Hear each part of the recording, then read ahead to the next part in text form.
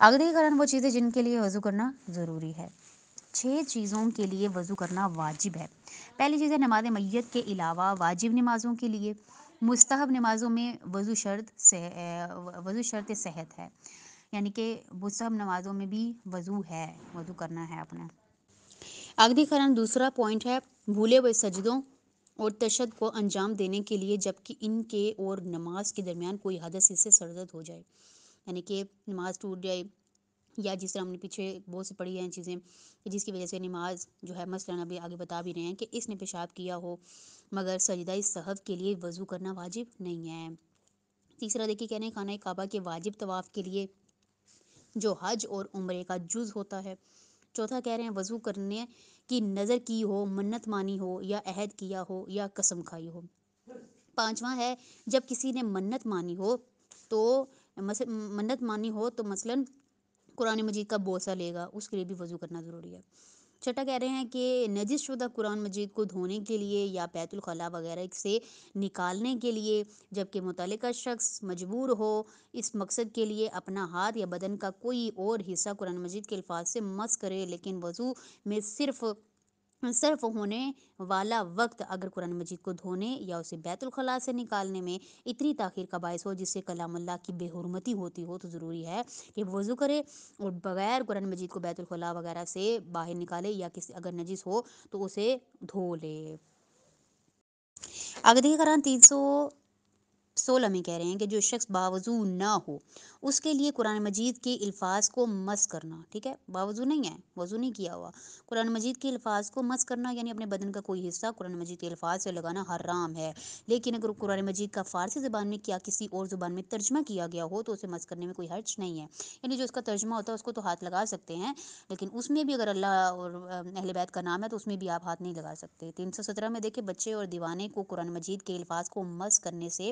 روکنا واجب نہیں ہے، لیکن اگر ان کے ایسا کرنے سے قرآن مجید کی توہین ہوتی ہو تو انہیں روکنا ضروری ہے۔ 318 میں کہہ رہے ہیں جو شخص باوضو نہ ہو اس کے لیے اللہ تعالیٰ کے ناموں اور ان صفتوں کو مس کرنا جو صرف اسی کے لیے مخصوص ہیں، خواہ کسی زبان میں بھی لکھی ہوں، کسی بھی زبان میں ہوں، احتیاط واجب کی بنا پر حرام ہے، اور بہتر یہ ہے کہ رسول خدا صلی اللہ علیہ وسلم اور ائمہ طاہرین علیہ السلام اور حضرت فاطمہ زہرا سلام اللہ علیہا کے اسماء مبارکہ کو بھی مس کرنا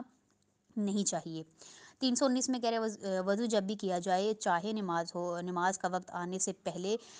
سے کچھ پہلے، کافی دیر پہلے یا نماز کا وقت آ جانے کے بعد، اگر قربتاً اللہ کی نیت سے کیا جائے تو صحیح ہے۔ یہ ضروری نہیں ہے کہ واجب یا مستحب ہونے کی نیت کی جائے، بلکہ اگر غلطی سے وجوب کی نیت کر لے اور بعد میں معلوم ہو کہ ابھی واجب نہیں ہوا تو بھی صحیح ہے، یعنی واجب کی نیت سے ہی آپ ہمیشہ کر سکتے ہیں۔ 320 میں کہہ رہے ہیں اگر کسی شخص کو یقین ہو کہ نماز کا وقت داخل ہو چکا ہے اور واجب وضو کی نیت کرے لیکن وضو کرنے کے بعد اسے پتہ چلے کہ ابھی وقت داخل نہیں ہوا تو اس کا وضو کیا ہے؟ صحیح ہے۔ 321 میں کہہ رہے ہیں مستحب ہے کہ اگر انسان باوضو ہو تب بھی ہر نماز کے لیے دوبارہ وضو کرے۔ بعض فقہا رضوان اللہ علیہ السلام نے فرمایا ہے کہ میت کی نماز کے لیے، قبرستان جانے کے لیے، مسجد الائمہ علیہ السلام کے حرم میں جانے کے لیے، قرآن مجید ساتھ رکھنے کے لیے، اسے پڑھنے کے لیے، لیکن لکھنے اور اس کا حاشیہ مس کرنے کے لیے اور سونے کے لیے وضو کرنا مستحب ہے،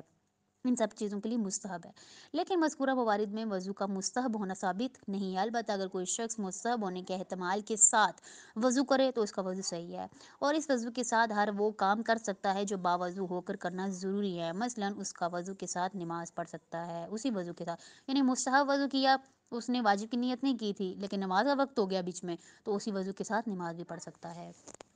آگے دیکھیں مباطلات وضو، جو چیزیں وضو کو باطل کرتی ہیں۔ 322 میں کہہ رہے ہیں 7 چیزیں وضو کو باطل کر دیتی ہیں۔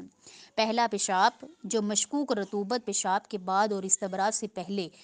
انسان سے خارج ہوتی ہے وہ بھی پیشاب کا حکم رکھتی ہے، یعنی دھونے سے پہلے جو پیشاب کی طرح کی رطوبت نکلتی ہے وہ بھی پیشاب کا حکم رکھتی ہے۔ دوسرا پخانہ جو ہے وہ باطل کر دیتا ہے۔ تیسرا ریح، یعنی جو گیس کی پرابلم ہوتی ہے، یعنی معدے اور آنتوں کی ہوا جو مقعد سے خارج ہوتی ہے وہ بھی کیا کرتی ہے؟ وضو کو باطل کر دیتی ہے۔ چوتھے کہہ رہے ہیں نیند، جس کی وجہ سے نہ آنکھیں دیکھ سکیں نہ کان سن سکے، لیکن اگر آنکھیں نہ دیکھ رہی ہوں مگر کان سن رہے ہوں تو وضو باطل نہیں ہوتا، یعنی انسان جاگ بھٹک رہا ہوتا ہے۔ پانچواں، ایسی حالت جن میں عقل زائل ہو جاتی ہے، مثلاً دیوانگی، مستی یا بے ہوشی، اس میں بھی وضو ٹوٹ جاتا ہے۔ تیسرا کہہ رہے ہیں عورتوں کا استحاضہ، جس کا ذکر بعد میں آئے گا۔ ساتواں کہہ رہے ہیں جنابت، بلکہ احتیاط مستحب کی بنا پر ہر وہ کام جس کے لیے غسل کرنا ضروری ہو وہ بھی جو ہے پھر وضو میں آ جاتا ہے، کہ وضو اس کے لیے پھر ضروری ہے، کہ جس میں آپ کو پہلے غسل کرنا پڑے گا، اس کے بعد پھر وضو بھی کرنا پڑے گا۔